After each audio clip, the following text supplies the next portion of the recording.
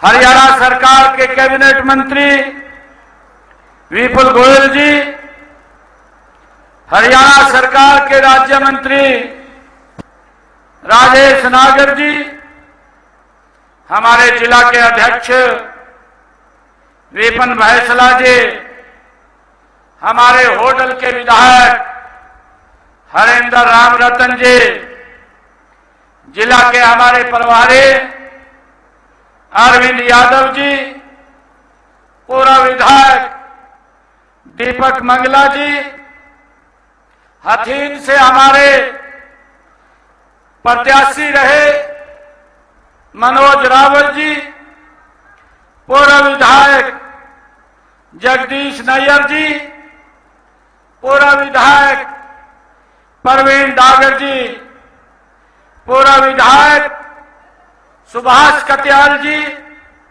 पूर्व विधायक टेकचंद शर्मा जी, पूर्व में जिलाध्यक्ष रहे चरण सिंह तेवतिया जी, हरेंद्र पाल राणा जी, स्वामी श्री ऋषिदास जी महाराज, वीरपाल दीक्षित जी और सतीश जी, और आज इस धन्यवाद रैली में पलवल के गांव गांव से आए हुए मेरे पिता समान सभी बुजुर्गों, मातृशक्ति, युवा साथियों, आप सबको दोनों हाथ जोड़ करके राम राम करता हूं, आप सबको प्रणाम करता हूं।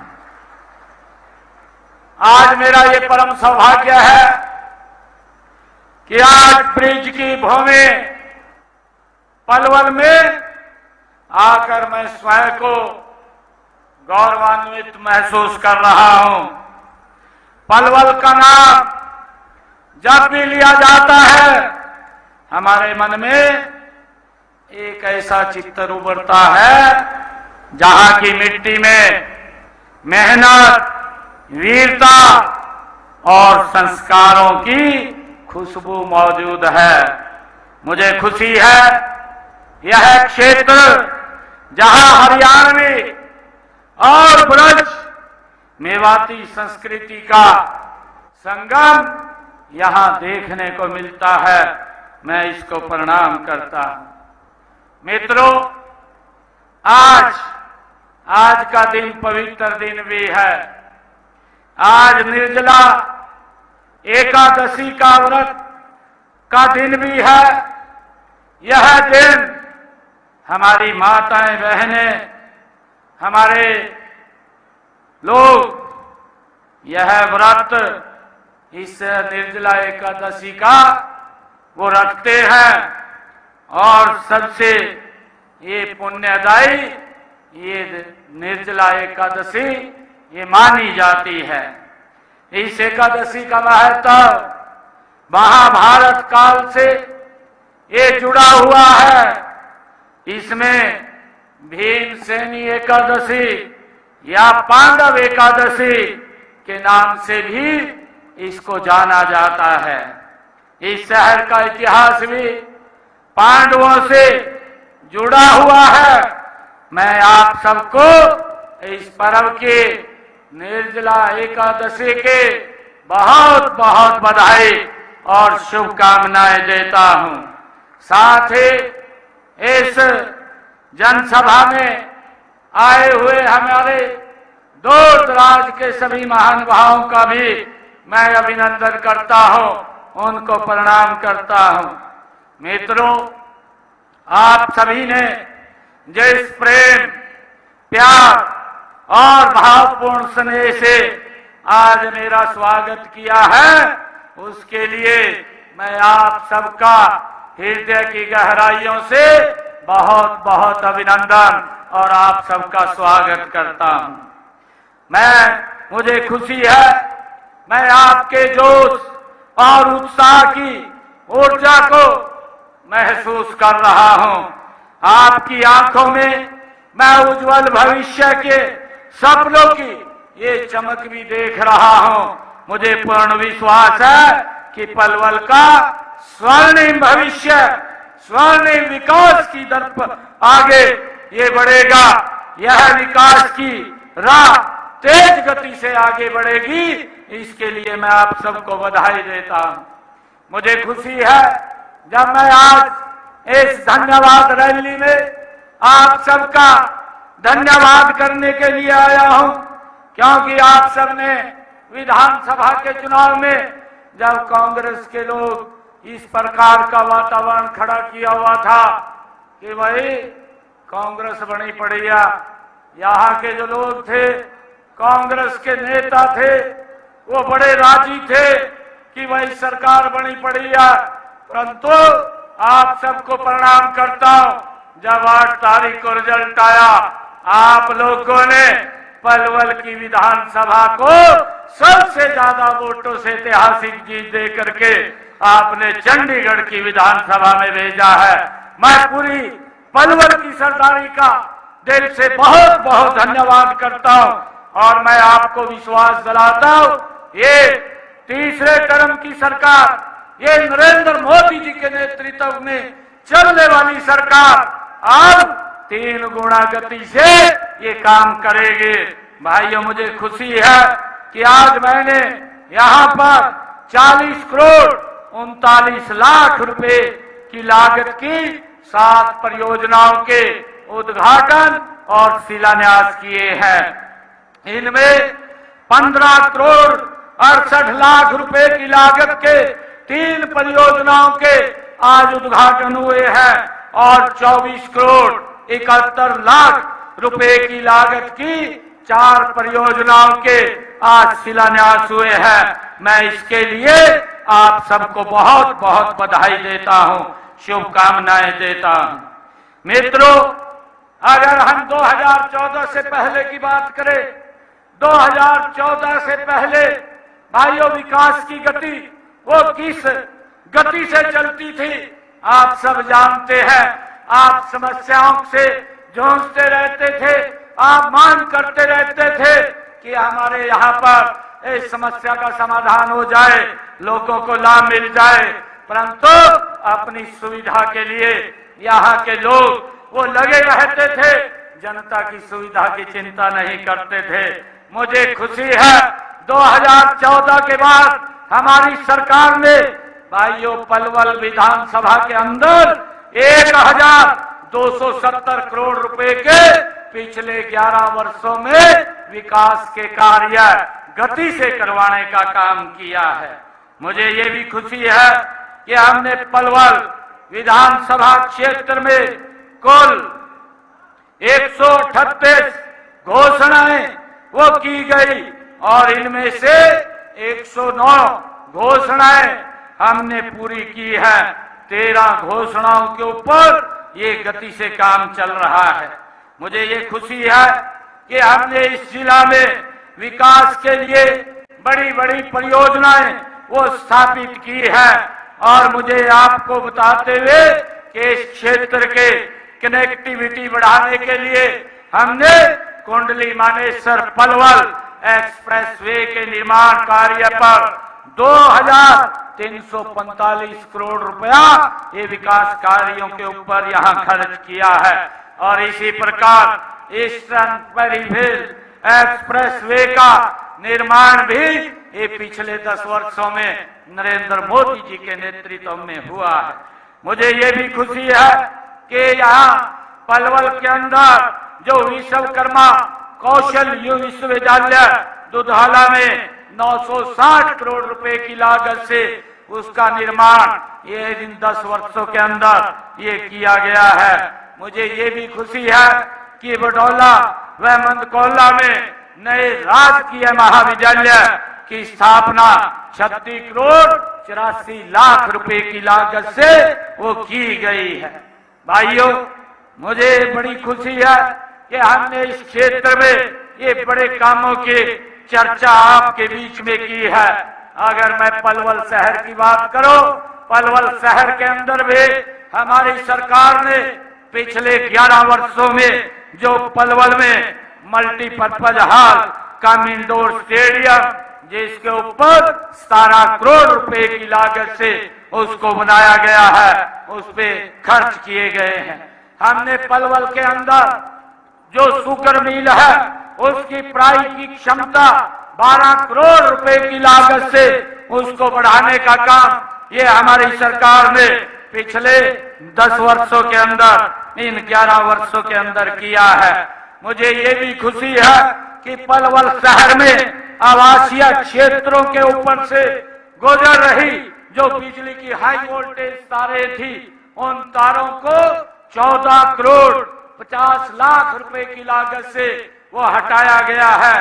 और यहाँ पलवल के अंदर जो नागरिक अस्पताल है उसके ऊपर 9 करोड़ रुपए की लागत से जीएनएम ट्रेनिंग स्कूल और नर्सिंग छात्रावास का निर्माण भी पलवल के अंदर हमने किया है। खादड़ क्षेत्र में 66 केवी के नए बिजली संयंत्र की स्थापना 7 करोड़ 83 लाख रुपए की लागत से हमने की है। मित्रों, मुझे ये खुशी है कि देश के यशस्वी प्रधानमंत्री आदरणीय नरेंद्र मोदी जी ने जो एक सपना देखा है विकसित भारत का के लक्ष्य को पूरा करने के लिए, विकसित भारत के साथ विकसित हरियाणा को आगे बढ़ाने के लिए हमारी सरकार आदरणीय मोदी जी के साथ कंधे से कंधा मिला करके गति से काम कर रही है। मुझे ये खुशी है कि हम 2 दिन बाद से ही देश के यशस्वी प्रधानमंत्री आदरणीय नरेंद्र मोदी जी के नेतृत्व में केंद्र सरकार 11 साल गौरवशाली वो पूरे कर रहे हैं। इसका उत्साह और गौरवशाली हर व्यक्ति अपने आप को महसूस कर रहा है। मुझे इस अवसर पर आप सबको मैं हार्दिक बधाई और शुभकामनाएं भी देता हूं कि इन 11 वर्षों में हमने ऐसे भारत का निर्माण किया है जो भारत उदय देखा है, जो भारत को हमने उदय के रूप में देखा है, जो अपनी प्राचीन विरासत पर गर्व करता है, वर्तमान की चुनौतियों का डट करके सामना करता है और भविष्य के लिए महत्वाकांक्षी सपने संजो के रखता है। ऐसे भारत का निर्माण आदरणीय नरेंद्र मोदी जी के नेतृत्व में ये 10-11 वर्षों के अंदर हमें मिला है। एक विकसित राष्ट्र आदरणीय मोदी जी के नेतृत्व में हमें इन 11 वर्षों के अंदर मिला है।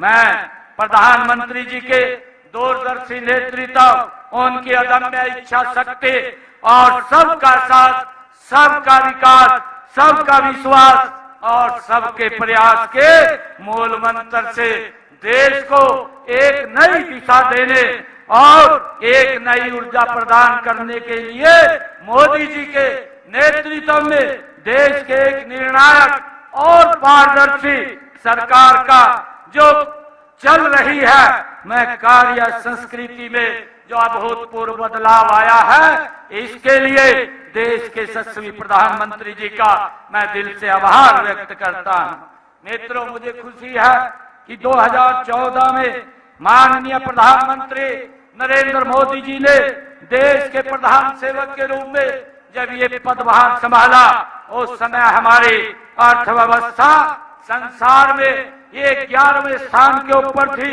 आज मुझे ये गर्व के साथ पलवल की इस ब्रज की भूमि के ऊपर आप सबके बीच में बताते हुए गर्व हो रहा है। 11 वर्षों में देश के यशस्वी प्रधानमंत्री नरेंद्र मोदी जी भारत को दुनिया में 11वें स्थान से आज 4थे स्थान पर ला करके ये खड़ा कर दिया है।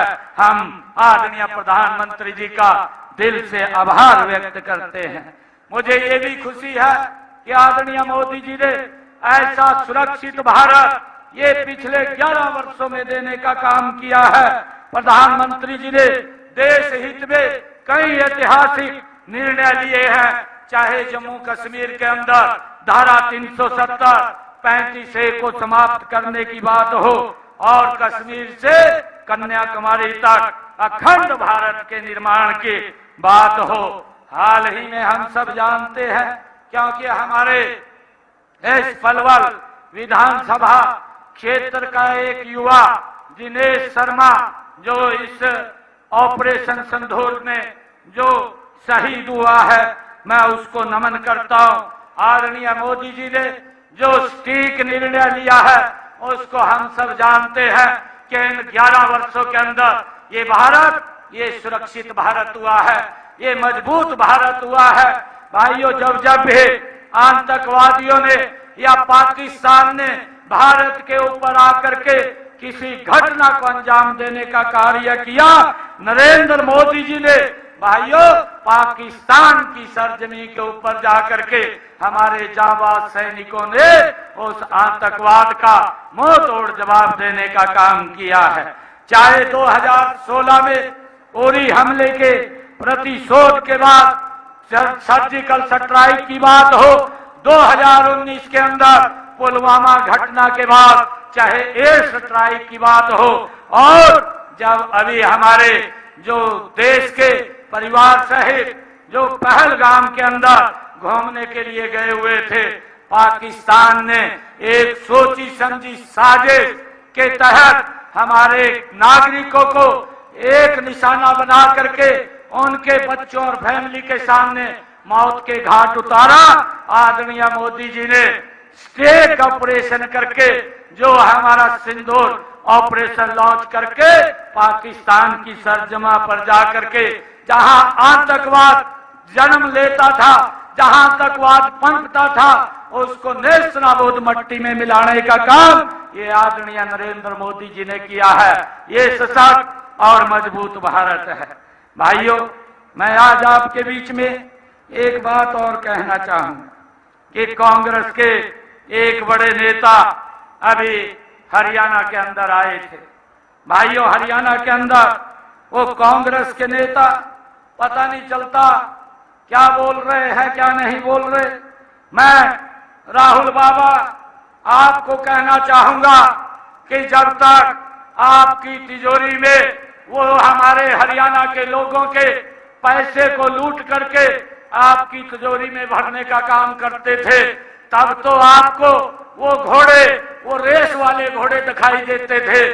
परंतु जब आज वो काम नहीं कर रहे, प्रदेश के लोगों ने नॉन स्टॉप उनको कांग्रेस को बाहर का रास्ता दिखाया, आज आपको वो लंगड़े घोड़े दिखाई देते हैं। आपको ये बात कहने के लिए कांग्रेस पार्टी राहुल बाबा को देश के लोगों से माफी मांगनी चाहिए। मैं बताना चाहता हूं, जो आज इन्होंने इस बात को लेकर के राहुल बाबा ने जिसकी निंदा की जाए ऐसा बयान यहाँ पर दिया है, ये निंदनीय है कि घोड़े 3 प्रकार के होते हैं, एक रेस वाला होता है, एक बारात वाला होता है, एक लंगड़ा होता है। ये राहुल बाबा इस प्रकार की स्टेटमेंट यहाँ दे करके गया है।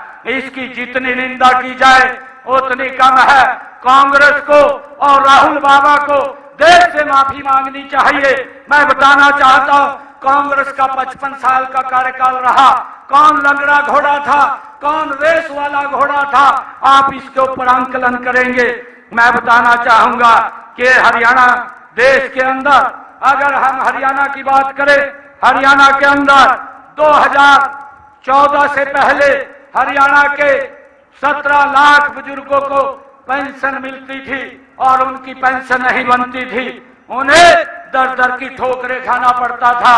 आज हरियाणा प्रदेश के अंदर 36 लाख हमारे बुजुर्ग हैं जिनको 3000 रुपए महीना सम्मान भत्ता देने का काम हमारी सरकार कर रही है। मैं राहुल बाबा को, कांग्रेस के नेताओं को ये भी कहना चाहूंगा कि जो आपने पिछले सालों में जो काम किया है, मेरी फसल मेरा ब्यौरा, कांग्रेस ने इसके ऊपर 0 काम किया, कोई काम नहीं किया। हमारी 10 वर्ष की, 10.5 वर्ष की सरकार ने हरियाणा के अंदर लगभग 12 लाख किसानों को फसल की खरीद का 1,48,000 रुपया उनके खाते में पहुंचाने का काम किया है। मैं ये भी बताना चाहूंगा, कांग्रेस के समय में जो ये बात बोलते हैं, कांग्रेस के समय में प्रधानमंत्री किसान सम्मान निधि 0 कोई पैसा नहीं मिलता था और 10 वर्षों के अंदर 11 वर्षों में नरेंद्र मोदी जी की सरकार में हमारे 20 लाख हरियाणा प्रदेश के किसानों के खाते में 6,563 करोड़ रुपया भेजने का काम ये हमारी सरकार ने किया है। अरे लंगड़ा घोड़ा तो आप थे, यहाँ के जो हमारे हरियाणा के लोग ये तो रेस के घोड़े हैं जो दौड़ करके मोदी जी के नेतृत्व में काम करते हैं। भाइयों, ये राहुल गांधी को, कांग्रेस के नेताओं को इसकी माफी मांगनी चाहिए। ये किस प्रकार का बयान दे करके यहाँ से गए हैं। भाइयों, कांग्रेस के लोग भी सदमे में हैं कि भाई ये क्या बोल करके चला गया है। जब चाहे प्रधानमंत्री फसल बीमा योजना की बात करें, कांग्रेस के समय में भाइयों प्रधानमंत्री फसल बीमा योजना का उनके 10 वर्ष के कार्यकाल में हरियाणा के अंदर 1155 करोड़ रुपए मिला और भारतीय जनता पार्टी नरेंद्र मोदी जी के 11 वर्षों के अंदर 15,145 करोड़ रुपया अगर मेरे किसान की फसल खराब हुई है तो उसके घर के ऊपर पहुंचाने का काम किया है। मैं बताना चाहता हूं कि अगर किसी गरीब व्यक्ति को कोई बीमारी या दिक्कत आ जाती थी, कांग्रेस के समय में इलाज कराना बड़ा मुश्किल हो जाता था। व्यक्ति जमीन बेच करके, गहने बेच करके, अपनी प्रॉपर्टी बेच करके, बैंक से कर्जा लेकर के अपना इलाज कराता था। एक भी व्यक्ति का कांग्रेस ने इलाज नहीं कराया। परंतु मुझे खुशी है आदरणीय मोदी जी के नेतृत्व में इन 11 वर्षों में हमारी सरकार ने हरियाणा प्रदेश के अंदर 20,66,000 लोगों को 2,761 करोड़ रुपए के उनका पैसा दे करके इलाज कराने का काम ये हमारी सरकार ने किया है। भाइयों, हरियाणा प्रदेश के अंदर अगर हम बात करें 1,33,14,551 लोग आज इस आयुष्मान और चिरायु योजना के तहत लाभ ले रहे हैं। भाइयों, अगर हम बात करें कांग्रेस के समय के अंदर जो मेडिकल कॉलेज थे, मात्र मेडिकल कॉलेज हरियाणा के अंदर पिछले 10 वर्षों में कांग्रेस ने 6 मेडिकल कॉलेज बनाए और हमारी सरकार ने हरियाणा के अंदर 9 कॉलेज बनाने का काम किया और 9 कॉलेज और उनके ऊपर काम चल रहा है, निर्माणाधीन है। और मैं बताना चाहता हूं कि हमारे समय के अंदर ये जो मेडिकल कॉलेजों में सीटों की संख्या कांग्रेस के समय के अंदर मात्र 700 थी, 700 सीटें थी। हमने इनको बढ़ा करके हमारे समय के अंदर 2,185 MBBS की सीटें की है। ये तेज गति से भाइयों, ट्रिपल गति से ये ट्रिपल इंजन की सरकार काम कर रही है। मैं ये भी बताना चाहता हूं कि कांग्रेस के समय के अंदर जो पीजी की सीटें थी वो 289 थी और हमने उनको बढ़ा करके 881 की है और गति से हम बढ़ा रहे हैं। आज मैं इस बात की, इस पवित्र भूमि से मैं ये घोषणा भी करता हूं कि आने वाले 3-4 सालों में हरियाणा प्रदेश के अंदर MBBS की 3,485 सीटें हो जाएंगी, ये और बढ़ जाएंगी। भाइयों, मैं बताना चाहता हूं कि कांग्रेस के समय के अंदर जो हर घर में जल और स्वच्छ, हर घर में नल और स्वच्छ जल पहुंचाने का जो काम था वो कांग्रेस के समय में 0 था। किसी के घर में वो नल नहीं था, परंतु हमारी सरकार ने 13 लाख घरों के अंदर नल और स्वच्छ जल पहुंचा करके उनको लाभ देने का काम हमारी सरकार ने किया है। भाइयों, मुझे ये भी खुशी है कि हमारा हरियाणा के अंदर कांग्रेस के समय के अंदर जो 24 घंटे बिजली देने की बात है वो कांग्रेस के अंदर 0 थी। किसी भी गांव के अंदर 24 घंटे बिजली नहीं थी। आज मुझे खुशी है कि हमने हरियाणा प्रदेश के अंदर 5,870 गांव में हम 24 घंटे बिजली दे रहे हैं। 1300 गांव बचे हैं, उसके लिए हम एक योजना और लेकर के आए हैं ताकि हम सभी हरियाणा के गांव में 24 घंटे बिजली दे सकें।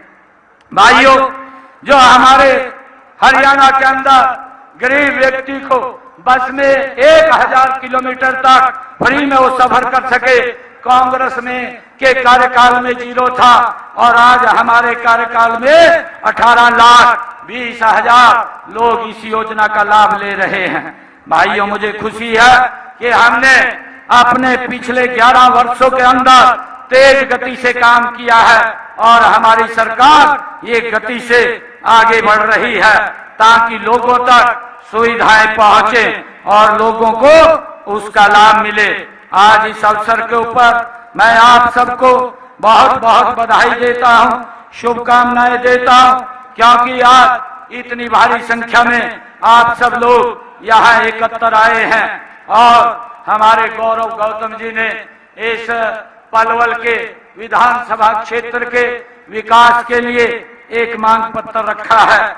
मैं उसको मांग पत्र की जो भी फिजिबिलिटी है उसको चेक कराएंगे और मुझे खुशी है बताते हुए कि इन्होंने जो कहा है कि पलवल शहर में पानी की निकासी हेतु ड्रेनेज सिस्टम को सुधारने के लिए काम किया जाए, इसकी फिजिबिलिटी चेक करा करके इस कार्य को करवाया जाएगा। ये आज मैं इसकी घोषणा करता हूं।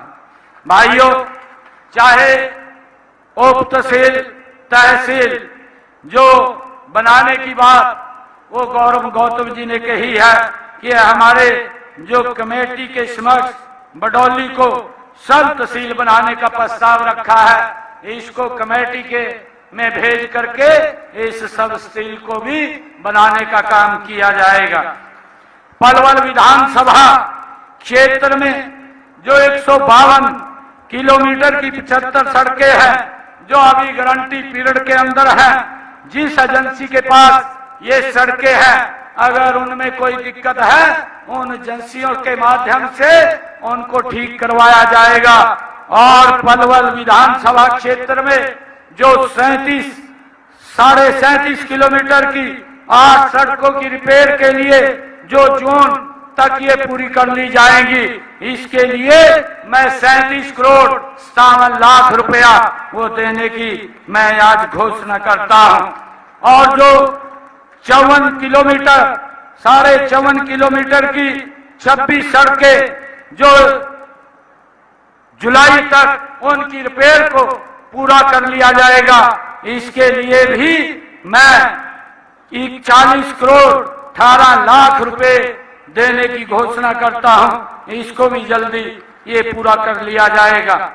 पलवल में जो गौरव जी ने बात रखी है इंडोर स्टेडियम की, उसको साउंड प्रूफ बनाया जाएगा और उसके लिए 55 लाख रुपया मैं देने की घोषणा करता हूं। और जो जनौली डिस्ट्रीब्यूटरी के RD2M 7M पर एक्स रेगुलेटरी का प्रतिस्थापना किया जाए, इसकी बात गौरव जी ने कही है, इसको भी बनाने की घोषणा करता हूं और इसके लिए 50 लाख रुपया मैं देने की आज यहां घोषणा करता हूं ताकि जनौली डिस्ट्रीब्यूटरी इसका निर्माण हो सके। और मैं 5 गांव में जो अलीका से कैराका, जो गांव गेलपुर से रायपुर और पलवल लिंक ड्रेन पर गांव अहेरवा और गांव कैराका से अद्दूपुर तक जो VR ब्रिज लगाने की मांग वो गौरव जी ने की है, इसके लिए मैं 13 करोड़ रुपया देने की घोषणा करता हूं ताकि ये जो VR ब्रिज है ये लग सके और यहाँ लोगों को इसका लाभ मिले। जो गौरव जी ने एक और मांग रखी है कि यहाँ सेक्टर 21 में ट्रांसपोर्ट नगर, उसकी पार्किंग, सीवरेज सिस्टम, सड़क, water supply, strong water drainage system, इसका कार्य शुरू किया जाए। इसका कार्य जल्दी ही वो शीघ्र चालू हो जाएगा। इसके लिए भी मैं 50 करोड़ रुपया देने की आज घोषणा करता हूं। भूमि जो एक और बात कही है कि हमारे मुस्तफाबाद में 66 kV और पलवल शहर में लाइन पार्क क्षेत्र में 220 kV का एक सब स्टेशन बनाया जाए, इसकी भी मैं भूमि उपलब्ध होगी तो यहाँ पर 66 केवी मुस्तफाबाद और पलवल लाइन पार में 220 केवी का ये सब स्टेशन बनाया जाएगा। इसकी भी मैं आज घोषणा करता हूं। और जो गौरव जी ने कहा है कि पलवल शहर के अंदर हमारे 2 स्कूल, नए स्कूल बनाए जाएं, भूमि अगर उपलब्ध होती है, भूमि उपलब्ध होने पर ये 2 स्कूल जो विभागीय नॉर्म है, अगर उस नॉर्म को पूरे करते होंगे तो इनको भी खोलने की मैं घोषणा करता हूं। एक और बड़ी मांग जो गौरव जी ने रखी है, आज हम इस अनाज मंडी के अंदर हैं, ये अनाज मंडी का निर्माण करने की बात ये गौरव गौतम जी ने कही है।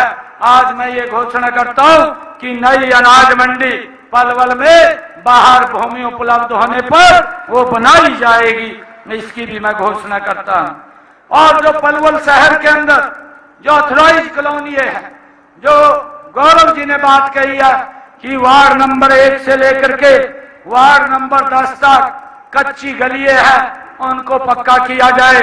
मैं इन सब वार्ड नंबर 1 से लेकर के वार्ड नंबर 10 तक जितनी भी गलियां कच्ची हैं वो सब गलियां पक्की की जाएंगी, इसकी भी मैं घोषणा करता हूं।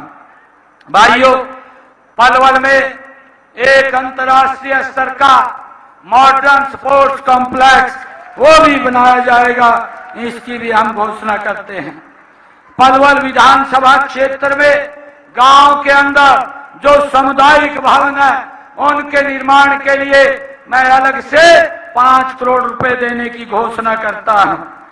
भाइयों, पलवल विधानसभा के ग्रामीण क्षेत्रों के विकास के लिए अलग से और 5 करोड़ रुपया मैं देने की घोषणा करता हूं। और एक और जो आगरा नहर की पटरी पर सड़क का विस्तार जो बात कही है, उसकी फिजिबिलिटी चेक करा करके उसको भी बनवाने का काम किया जाएगा, उसकी भी मैं आज ये घोषणा करता हूं।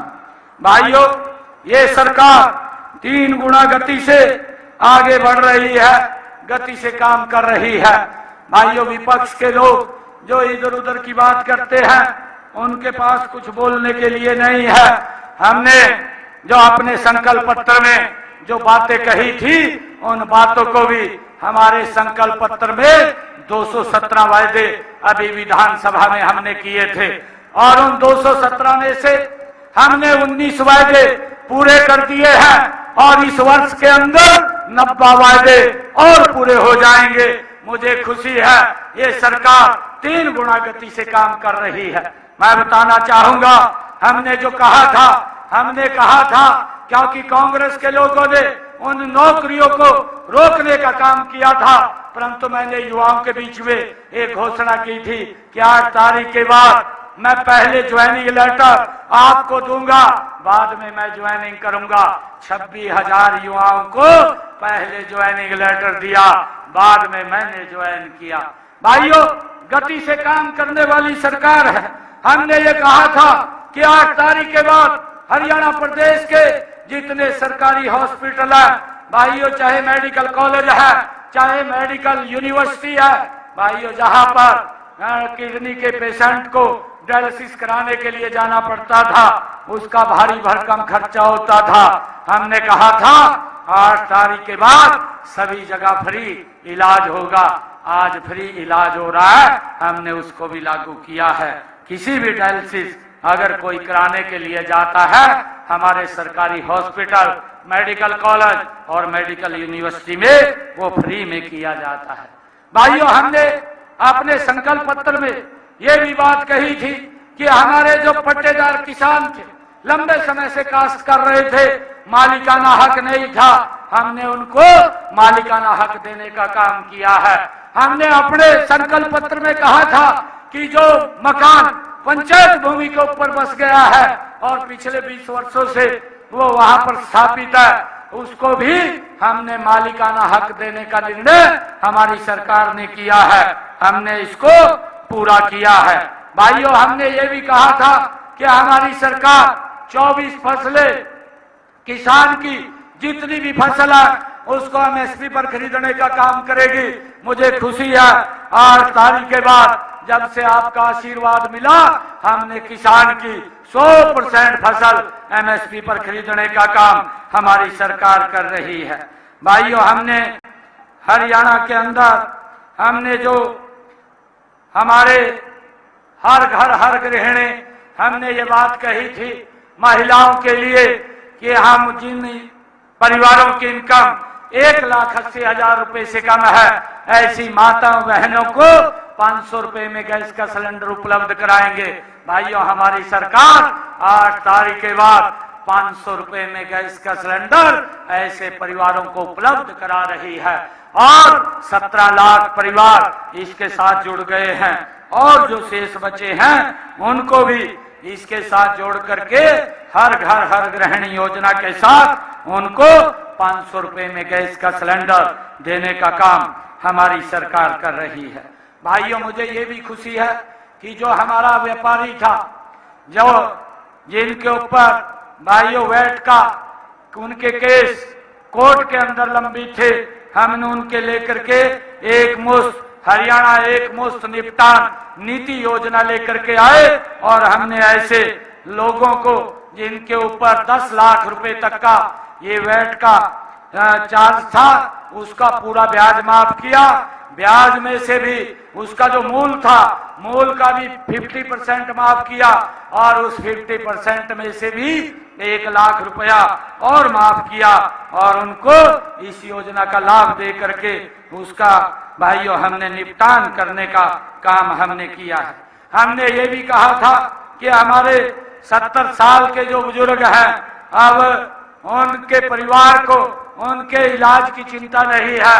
आयुष्मान भारत के तहत ऐसे सब 70 साल के हमारे बुजुर्ग माता कोई भी है, अब उसके इलाज का जिम्मा नरेंद्र मोदी जी और हरियाणा सरकार को है। मुझे खुशी है आयुष्मान भारत योजना के तहत हम उनको 5 लाख रुपए का फ्री में इलाज कराने का काम हमारी सरकार कर रही है और अब तक हमने लगभग 4 करोड़ रुपए के उनके इलाज कराने का पैसा भी देने का काम हमारी सरकार ने किया है।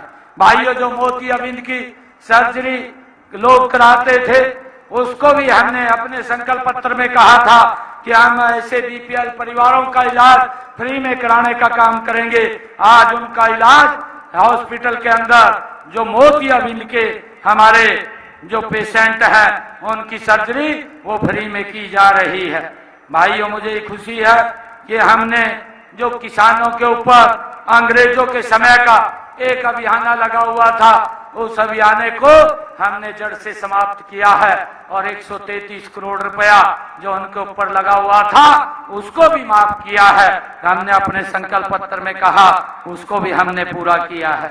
मित्रों, हमारी सरकार ये 3 गुणा गति से काम कर रही है। मैं आप लोगों से ये आज विश्वास दिलाने के लिए आया हूं कि पलवल ने जो सम्मान दिया है, इस सम्मान को हम कम नहीं रहने देंगे। 5 वर्षों के अंदर 3 गुना ज्यादा आपको लौटाने का काम ये हमारी सरकार करेगी। आप सब इतनी संख्या में आए हैं, आप सबका मैं दिल से बहुत बहुत धन्यवाद करता हूं। एक जोरदार जयकारे के साथ भारत माता के, भारत माता के, वंदे वंदे वंदे। बहुत बहुत धन्यवाद। जय